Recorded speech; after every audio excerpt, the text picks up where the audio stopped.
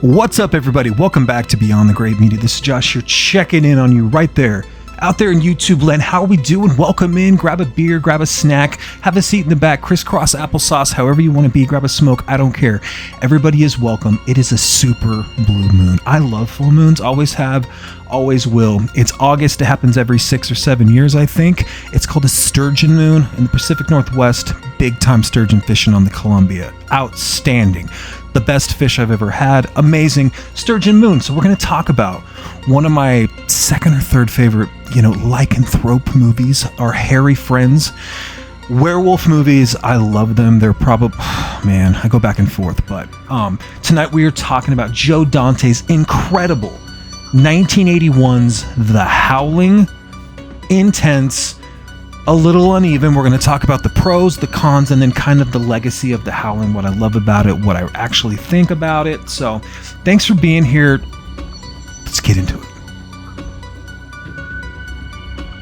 1981's The Howling is dripping with style, care, and ambition. It shows Joe Dante taking a giant swing at the werewolf genre, and for the sum of its parts, it mostly works. You get the lure of the curse, the gypsies, the coyotes, the thrill of the hunt, throw in a few silver bullets, a hell of a lot of fog, and one of the better title reveal jump scares. Outstanding special effects from Rob Bottin, who said, "Rick Baker, hold my beer." Absolutely crushing, brutal werewolf transformation scenes that may or not be better than Rick Baker's from American Werewolf in London. The look of the werewolves for me, the way they walk, the shape of the head, the size, the height, the menacing portrayal of these lycanthropes. It's unfair for me to judge them against American Werewolf in London, which I think is a better, more entertaining. It's a better feature because I think it's more even, but that doesn't mean that there's not a lot of pros, not a lot of heart, and not a lot of things to love about The Howling. So I'm going to say cons, with a giant caveat, air quotes. I love Joe Dante. I love The Howling. I love everything that it's done as a series, but it's a little long in the tooth. I had to do it. It was right there.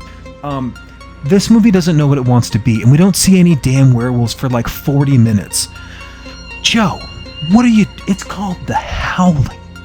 Howling. Dude, give us some werewolves. I know there's a few in the beginning, but killing me, dude. This movie doesn't know what it wants to be, and so for the first little bit there, we're following like 12 different storylines. It's like this kind of slasher, seedy underground flick, right? A little bit of Maniac to it. Then we got like this fever dream. Then it's like kind of this kind of fidelity curse, and we've got this horrible character that we're supposed to like, this Kreuger Sam's Choice Tom Atkins, who I can't stand, contrasted to Dee Wallace, who just crushes it, the only pure soul in the movie for me.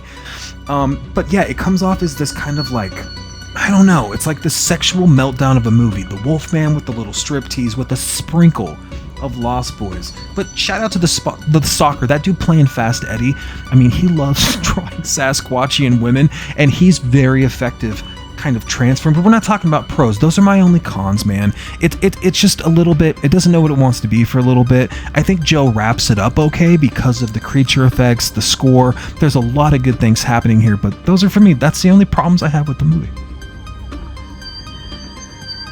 So for me, the legacy of The Howling is a vibe, dude. I put this thing on when I'm not sure what to watch on like a Saturday morning. I'm having coffee with my wife because the studio canal, the transfer's so great. Like, I just feel like I'm in a good mood. I just set it and forget it. I don't have to adjust anything. I just let it play. It's in the background. I love werewolf movies. That's what it's got going for it. It's this classic movie with classic artwork with incredible effects. I mean, the only problem with it is if you're going to show people a werewolf movie, you need to see the werewolves. You got to see them. That's the whole point. Lycanthropy, you need them in the movie. Other than that, though, luckily Joe Dante has this great sense of humor, and he takes us on this really kind of long mission, this vision quest through this hairy-ass odyssey of the waves to the woods, and he's got some of the best werewolf images out there. So I love the legacy of The Howling. Stocking the video stores when I was a little kid, The Howling artwork, this image lived rent-free in my head forever, dude.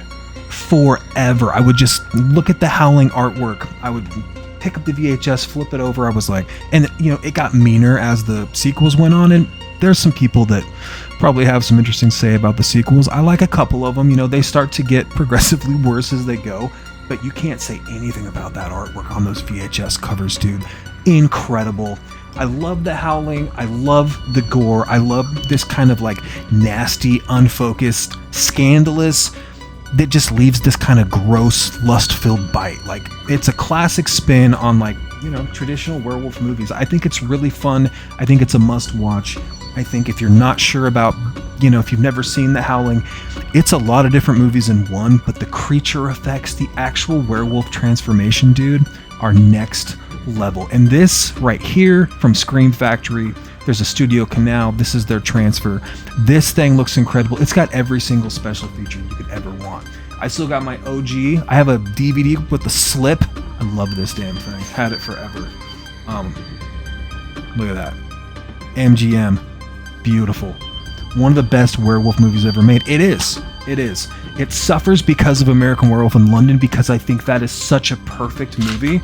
And I know people have their issues with John Landis, you know, the Twilight Zone Massacre, but Animal House, dude, I mean, American Werewolf in London is gospel to me. I love that movie, but I love The Howling too. It's just a different take.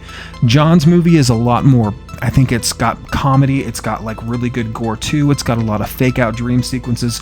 This is more of like, hey, if you didn't get enough nudity, lust, you know, kind of almost like vampire vibes. There's a little bit of lore. The store clerk, you got Carradine, you've got some great characters. You got the great Dee Wallace, but the other one gives you David Knopf. If nothing else, if you don't take anything else from The Howling and its lasting legacy is the transformation, the werewolf, dude, that's all you need. When the wolves are attacking the car, those werewolves, they're just like coming, they're like unhinged, dude. They're so menacing. And people like to talk trash about, oh my god, I could see the tubes in the eyes, they're in the room. Like I can see the boils, or it just like it keeps panning away, the eyeballs aren't moving. Who cares? It's incredible. I like a little bit of mystery to my transformations. As much as I want to see like the actual effects, I think these werewolves, like when they're transforming, they look better than American Werewolf in London. I think it's a better shape. I like the hunched overness. I like the ears. I like the snout. I like everything about it. They're busting out of the paneling in that room.